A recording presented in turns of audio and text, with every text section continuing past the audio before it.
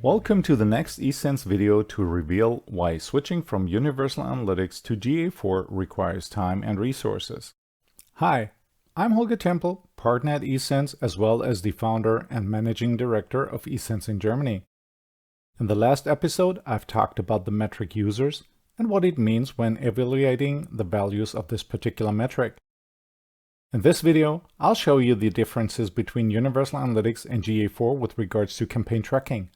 And those differences, as well as their impact, is huge. As a remark up front, this video has been recorded end of June 2022. So if you watch this video later in the future, Google might have already addressed some or all of the issues I'm going to outline here. But for now, let's dive in. As you remember from my first video about the history of Google Analytics, campaign tracking was introduced back in 2003 when Urchin version 5 was released.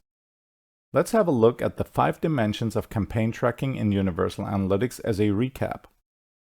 The first dimension is called campaign, which is represented by the parameter UTM campaign.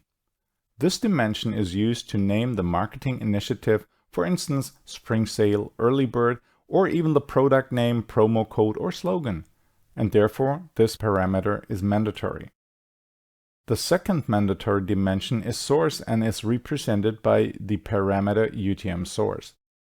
This dimension is used to tell you about the referrer of an ad, for example Google, Citysearch, newsletter, and therefore answers the question, from where has the user been referred to the website? And the last mandatory dimension is medium with the corresponding parameter UTM medium. Using this dimension tells you more about the marketing medium you have used to drive traffic to the site and answers the question, how has the user been referred to the website? And now the first optional parameter is add content, which utilizes the parameter UTM content and is used to differentiate creatives. For example, if you have 2 versions of an ad and want to find out which version is more effective. And the second optional parameter is called UTM term and reflects the keyword which has triggered the ad. So for instance, if you are selling products for the outdoors, you might run ads for selling those which are displayed when someone is looking for shirt or water bottle or backpack, etc. Ideally, you would then make use of the so-called keyword insertion tag, which will then populate the parameter UTM term with the keyword the user entered in the search engine. And recently, Google introduced 3 additional parameters for campaign tracking, which I'm going to explain a bit more in detail now.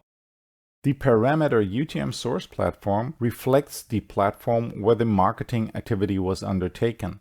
This could be, for instance, Facebook ads or LinkedIn ads or any other platform where you want to run your ads.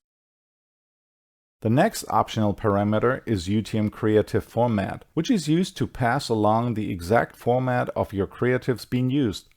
So this could be quite generic like banner, video, or text, or it can be more specific like skyscraper and leaderboard, or it can be very detailed like teaser video 20 seconds. And the last optional parameter is called UTM marketing tactic and will reflect the tactic used for your marketing campaign. In example, this could be onboarding, retention, encouragement, etc. So basically, you are now able to define your campaign much more granular and also send much more information to GA4. And after we've been looking at the differences between Universal Analytics and GA4 with regards to campaign link building, now let's have a look at the default channel grouping of both. And we'll start with the default channel grouping of Universal Analytics, which consists of 9 predefined channels. Affiliates, which is the traffic from affiliates. Direct, which is traffic from browser type-ins or links in documents.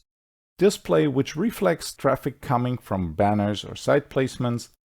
Email, which is traffic from email or newsletters. Organic search to tell about the traffic from search engines.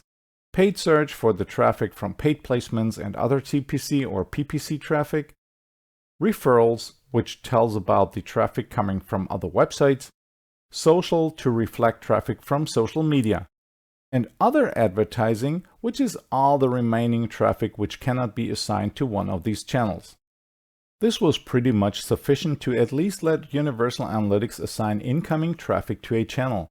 And if you needed to be more granular, you could simply either adjust the corresponding rule set of the default channel grouping, or you could create a completely new channel grouping which was able to satisfy your needs. So now let's look at the default channel grouping in GA4, which has been modified and extended as well from 9 to 18 channels. And the modifications include other advertising has gone and was replaced with paid other, and social is now organic social, to be clear about the traffic which comes from social media and does not include campaign traffic. And the new channels are audio to assist the traffic from streaming audio ads from a podcast or Spotify playlist, cross-network when you run smart shopping campaigns, mobile push notification, which is used for any kind of notifications being pushed to an audience onto their mobile devices. Organic shopping can be assigned when you sell products on shopping sites like Amazon or eBay, and there's a link to your website in the product description. Organic video will be assigned once a link from a video platform links to your website. And if you are running ads on shopping sites, social platforms, or video platforms, the incoming traffic will be assigned to the channel paid shopping or paid social or paid video. And the last new channel to mention is SMS, which is used when you are sending text messages to mobile phones, which also contains links to your website. Unfortunately, at the time of recording this video, there was no possibility to adjust the default channel grouping or to create another channel grouping at all. But basically, you're now able to define your campaign much more in detail and also send much more information to GA4. So let's have a look at the reporting in GA4 and see what we'll find there. And first of all, in the acquisition reports, you can switch between the dimension by changing the primary dimension. Next, you can add a secondary dimension to the report by clicking on the plus sign and selecting the required dimension from the list. In addition, you can also evaluate the traffic with the default channel grouping. And last but not least, you can also use the Explore section in GA4 to create a report that satisfies your needs. But even though you can now send much more campaign information to GA4 and you are able to have much more granular evaluation with regards to the default channel grouping, the old saying also applies here. There's no light without shadow. And this is because at the time of recording this video, GA4 can display only the following dimensions in the reports: source, medium, campaign, and source platform.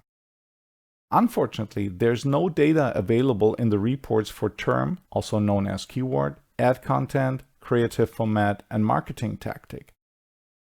But as you can see, each parameter will populate up to 3 dimensions, which will equal to 24 dimensions in total. So if you look at the Explore section in GA4, you will find out that only 4 out of 8 dimensions are available for reporting. Even though you will see 5 dimensions emphasized here, is only 4 dimensions because source medium is only a combination of the dimensions source and medium.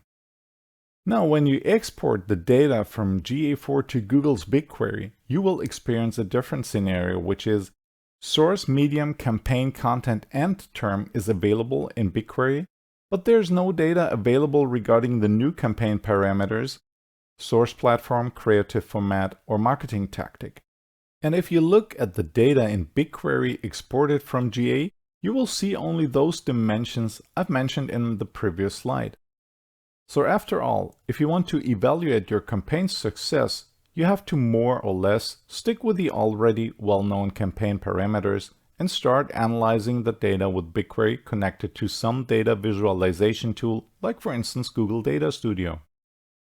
So to sum up the key differences between Universal Analytics and GA4 when it comes to campaign tracking currently is like this. Universal Analytics has 5 campaign parameters with also 5 campaign dimensions available. You will find more than 15 pre-built reports to evaluate your marketing activities, and you can use dashboards and custom reports in Universal Analytics to do further campaign analysis. In addition, the incoming traffic is assigned to 9 different channels of the default channel grouping, which can be adjusted and extended to your needs. GA4, on the other hand, offers 8 campaign parameters with 24 campaign dimensions.